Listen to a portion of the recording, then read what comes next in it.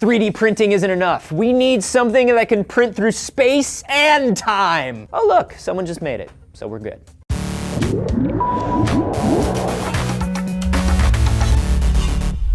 Anthony here for D-News, and we have talked about 3D printing before, how soon we'll be able to print our own household objects, our own cars, how it's going to change our lives entirely. But wait, at TED this week, MIT's Skylar Tibbetts presented his work on 4D printing, and that is one more than 3. So, what does that actually mean? Well, it means printing objects that change after they're printed. Basically, printing a raw material that folds into the shape of the final object, like printing a sheet of paper that turns itself into origami. It basically works by printing a long strand of plastic that's made of 2 different polymers that react differently to water. One expands and one contracts, and by intelligently mixing the 2 based on blueprints, the strand folds itself into the shape of the final object. Right now, it only makes 2 tiny objects, one that spells out MIT and one that makes a little cube. But the big idea is that eventually we'll be able to send a huge printer down into the ocean that could build us a lab, or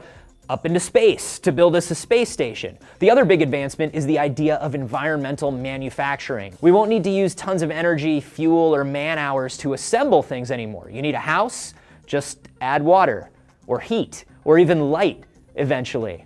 The folding also only happens in one direction one time right now, so whoop, and then it's done. Tibbetts is hoping to make a polymer that's constantly reactive, so you could make things like water pipes that expand and contract, which would eliminate the need for pumps and other machinery that could break down. Imagine machines that have no moving parts to repair and don't need any humans or computers to control them. There are some limitations right now. There's a big issue with the polymer tangling up during the folding process because it's hard to predict exactly how it's going to try and fold itself. But this little folding cube is actually the hugest and most exciting thing I've seen in a long time, because smart materials and manufacturing are going to change every object in the world around us. How awesome is that? And what would be the first thing that you would make with one of these? Let me know and subscribe for more D-News.